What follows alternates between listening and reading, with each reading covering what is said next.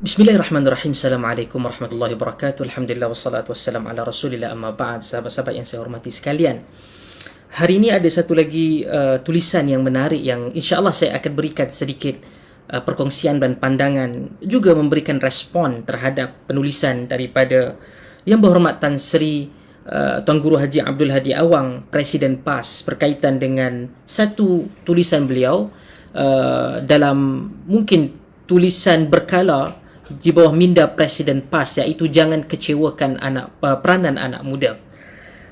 Tulisan ini tidak jauh beza daripada apa yang ingin disampaikan pada tulisan beliau yang lalu, yang saya berikan juga komentar. Beliau menulis tentang jangan kecewakan peranan anak muda dan juga membawa cerita beberapa sahabat Nabi dan juga kisah para anbiya sebelum daripada ini. Antara para sahabat Nabi yang disebutkan Usaid bin Khudair, Usamah bin Zaid, Abdullah bin Abbas, yang diberikan peranan oleh Umar Al-Khattab dan juga kepimpinan sahabah ketika itu, dan juga disebutkan sebelum daripada para anbiya, iaitu Ashabul Kahf, juga Nabi Allah Yusuf alaihi salam, Ibrahim, Musa, Harun alaihi wassalatu wassalam. Satu tulisan yang baik, satu tulisan yang menggambarkan betapa pentingnya anak-anak muda. Dan ini saya setuju, saya tidak boleh untuk katakan tidak setuju. Kadang-kadang kita melihat kepada peranan orang yang lebih tua, namun tulisan yang dipenuhi dengan berkaitan dengan orang muda ini melebihi daripada separuh, dan cuba untuk disimpulkan pada penghujungnya sama, modus operandinya sama, kaedah penulisan, metodnya yang sama. Selepas daripada itu mulalah kesimpulan-kesimpulan politik dan juga penggunaan agama yang bagi saya sangat-sangat tidak sesuai, sangat-sangat kasar, sangat-sangat berbahaya, kerana ia ada unsur-unsur penghakiman terhadap iman dan juga membawa kepada bau-bauan takfiri. Jujur saya katakan, kerana nanti akan menyamakan sebahagian di kalangan parti politik itu dengan kumpulan Ahzab. Kumpulan Ahzab ini adalah musuh Allah dan Rasul. Adakah Muslim yang berseberangan dengan Perikatan Nasional dan juga PAS itu adalah kafir? Sebab itu saya selalu untuk katakan bahawa yang ini juga mungkin sebahagiannya adalah ingatan juga kepada media ataupun jentera penerangan kerajaan, supaya benda ini diberikan penjelasan secara terbuka. Ia tidak boleh melalui Facebook semata-mata ataupun sebahagian pihak buat rakaman. Tak. Kerana tulisan ini akan dikongsikan di seluruh Malaysia melalui jentera mereka, dan kerajaan melalui agensi-agensi agama itu perlu untuk menjelaskan semua ini dengan terperinci. Bahkan saya katakan dahulu untuk melakukannya dalam bentuk forum, dialog, bahkan debat. Kerana Tuan Guru Haji Abdul Hadi Awang terkenal dengan orang yang menyatakan bahawa panggil beliau dan beliau akan berbahas, akan menerangkan di TV. Tak apa, tak ada masalah. Tapi jangan bagi dia sepihak saja. Kena ada pihak yang kedua. Kerana penulisan ini sekiranya tidak ada pihak kedua yang memberikan persoalan kepada beliau, beliau akan sesuka hati, dan benda ini bahaya. Ada implikasi besar dalam saya tak pasti keselamatan negara juga, kerana ia membawa kepada isu takfiri, bau-bauan itu. Bukan secara mutlak, tapi bau-bauan itu secara tidak langsung. Selepas daripada menjelaskan tentang peranan anak muda, beliau sebut hanya mereka yang buta Al-Quran sahaja, tidak mengambil iktibar dan petunjuk dengannya. Betul, setuju. Tapi ingin dikatakan kepada siapa? Kerana selepas daripada itu, kini disaksikan gelombang kebangkitan anak muda Melayu Islam dalam pilihan raya umum ke-15 baru-baru ini, yang telah memenangkan Perikatan Nasional PAS, secara khusus amat merasai kebenaran Al-Quran. Part mana tu Tuan Guru? Bahaya kenyataan ini kerana ia seakan memberikan anda adalah merupakan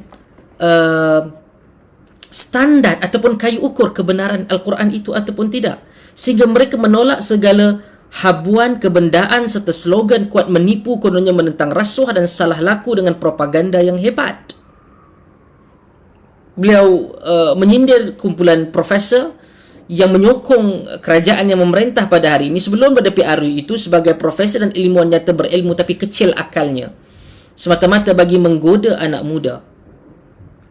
Baik, saya suka juga untuk menyentuh antara para yang lain Perkara yang paling penting adalah anak muda mendapat petunjuk Allah untuk menunaikan kewajipan mengundi yang merupakan jihad fardu ain, bukan lagi fardu kifayah, kerana Islam dan umatnya diancam. Pertama, adakah ini bermaksud semua yang tidak mengundi PAS ketika itu, yang jumlahnya lebih besar, termasuk dengan jumlah orang Islam itu, tidak menerima hidayah? Bahaya ni. Saya fikir banyak agensi-agensi kerajaan, khususnya fatwa, perlu untuk menilai benda ini berat.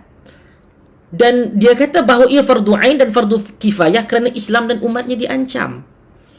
Menurut rekod, sebelum daripada 19 November ataupun sebelum PRU15, kerajaannya itu adalah PAS juga bersama di dalamnya. PAS juga sejumlah ahli parlimen dan juga menteri yang cukup penting. Kok macam mana yang dikatakan diancam itu? Kenapa tidak bertindak? Menteri Dalam Negeri ketika itu adalah setiausaha juga adalah setiausaha agung kepada Bersatu dan juga watak penting dalam Perikatan Nasional. Dan hari ini Ketua Pembangkang. Kenapa tidak diambil tindakan ketika mana ianya diancam? Adapun kalangan mereka yang tua pula tidak menunaikan kewajipan yang besar ini kerana merasakan ia tidak penting disebabkan jahil murakab. Wow. Takkan begini hanya kerana perbezaan tersebut. Isunya satu, anda menang ataupun anda menang tetapi anda tidak menang untuk mencukupi membentuk kerajaan. Maka Islam itu terancam dan juga fardu ain, bukan lagi fardu kifayah. Adapun penumbuhan kerajaan pasca pilihan raya adalah di luar tabi'i demokrasi yang sebenar bersama penipuan yang nyata dengan mengumpulkan semua kumpulan penipu, penyangak dan oportunis. Ya, bagi saya kerajaan ini bukan kerajaan yang sempurna seperti mana yang diharapkan kerana tergantungnya parlimen. Ia boleh untuk dikritik, tetapi saya kira kenyataan yang disebutkan luar tabi'i ini perlu untuk dicermin kepada diri parti Tan Sri sendiri, pada Presiden PAS, kerana langkah syariatan itu juga adalah luar tabi'i dan digambarkan sendiri oleh Tuan Badan, iaitu Tan Sri Abdul Hadi Awang, sebagai tebuk atap. Tebuk atap. Ia juga adalah konsep luar tabi'i demokrasi kerana anda ambil dan berlaku dengan jelas scheme of things oleh Presiden Bersatu dan juga pengerusi Perikatan Nasional, scheme of things untuk mendapat, dan kemudian kumpulan penipu, penyangak dan oportunis dalam UMNO Barisan Nasional. Itulah juga Tan Sri Presiden PAS yang anda kumpulkan dalam syaratan. Saya tidak mahu berbicara tentang isu politik, tetapi kenyataan daripada Quran dan Sunnah yang sedang dikumpulkan ini menjurus kepada hal tersebut. Kemudian menyatakan tentang hubur riasah, penyakit yang suka untuk kepimpinan. Kalau itu tidak berlaku kepada Perikatan Nasional, kenapa sampai marah-marah dan menyindir istana tatkala istana tidak memihak kepada anda yang anda kata ada 115 SD tersebut? Itu adalah tanda hubur riasah.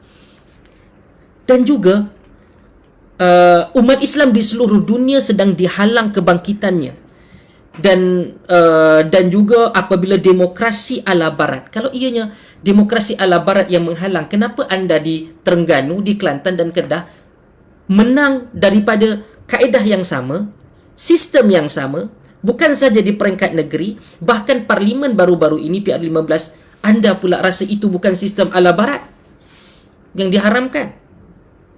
Dan kalau ada satu kenyataan yang bagi saya daripada segi ilmiah lah sangat berbahaya apabila menyatakan apabila Islam itu berkuasa memerintah negara yang adil kepada semua, maka pasti akan wujud kerajaan yang bersih daripada segala penyakit rasuah, salah urus dan lain-lain, dengan beriman dan berakhlak, bukan saja berilmu, kerajaan yang ditolak oleh mereka. Ada kelemahan mana-mana kerajaan termasuk yang hari ini, dahulu dan sebagainya, tapi untuk menyatakan bila Islam, itu pun jadi permasalahan. Islam itu apa? Islam itu parti anda, orang lain tidak Islam, anda saja yang naik maka Islam, baru boleh. Bahaya kerana di zaman Nabi SAW dah tentu Islam. Kerana yang memerintahnya, yang mengetua ialah Nabi SAW. Nabi tak pernah menyatakan bahawa akan berlaku kesempurnaan dalam kerajaan Nabi SAW. Abu Bakar, Umar menyatakan kalau dia salah, bermaksud akan dia sendiri menyatakan bahawa tak mungkin berlakunya kesempurnaan di dalam pemerintahan mereka, walaupun mereka ahli syurga, termasuk dengan Nabi SAW. Tapi di zaman Nabi ada orang yang ditangkap dan dipotong tangannya kerana mencuri. Ada orang yang berzina dan kemudian dia dihukum. Bahkan ada yang ditegur oleh Nabi SAW mengambil hadiah ketika mana menjalankan kerja. Itu Nabi SAW ada. Di sini, kenyataan ini cukup bahaya. Tak kala anda nanti menang dan menyatakan Islam, akhir sekali Islam akan terpaksa menanggung bahawa tengok, kata dah naik Islam, tiba-tiba tak selesai pun masalah-masalah yang dikatakan. Kerana Islam datang untuk memberikan panduan. Tetapi watak-watak dalam Islam itu, makhluk-makhluk yang ada itu, Islam itu divine, wahyu. Tapi kita dan aktor-aktor politik dan rakyat dan manusia itu bukan wahyu, bukan divine. Mereka akan melakukan kesilapan. Jadi para ini cukup berat bagi saya. Maka kemudian disimpulkan bahawa kumpulan yang berlawan sehingga kan PAS tidak mendapat kerusi paling banyak, walaupun PAS tidak bertaawun dengan semua kumpulan yang tidak ekstrim. Maka terciptalah satu kumpulan ahzab, barisan, parti dan kumpulan yang berbeza ideologi dan niat yang tidak ikhlas bersatu untuk menentang Islam, menentang PAS, menentang Islam. Dan digunakan juga dalam suratul Ahzab ayat 22, walamma ra'al mu'minuna al-ahzaba, dan tatkala orang-orang mukmin melihat Ahzab. Mereka ni musuh Allah, Ahzab dalam peperangan Ahzab, Tan Sri Presiden PAS. Anda menyamakan. Saya fikir kalau jentera kerajaan dan bahkan fatwa tidak melihat perkara ini, perkara yang berat, ini mempunyai bau-bauan, mempunyai unsur takfiri yang sangat berat. Pihak yang tidak, yang memerintah, melawan dan menang, itu digambarkan azab dan digunakan.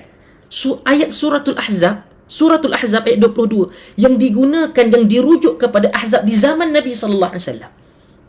Jadi ini sangat-sangat berbahaya, sangat-sangat berbahaya.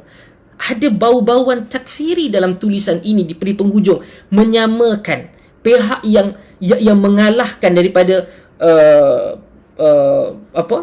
perlawanan, perlumbaan nombor itu tadi yang membentuk kerajaan pada hari ini sebagai mereka yang di kalangan Ahzab.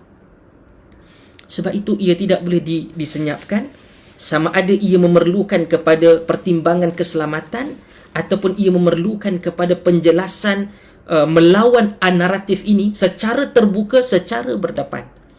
Kalau ia masih lagi dilewatkan penjelasan, tidak diberikan ruang penerangan secara terbuka, saya bimbang ianya akan menjadi lebih parah dan usaha untuk meredam keadaan ekstremisme ini akan gagal kerana kelembapan dan kelewatan dalam bertindak dalam jentera kerajaan. Saya fikir itu adalah ulasan saya. Wallahu ta'ala alam. Terima kasih dan insyaAllah kita jumpa lagi. Wassalamualaikum warahmatullahi wabarakatuh.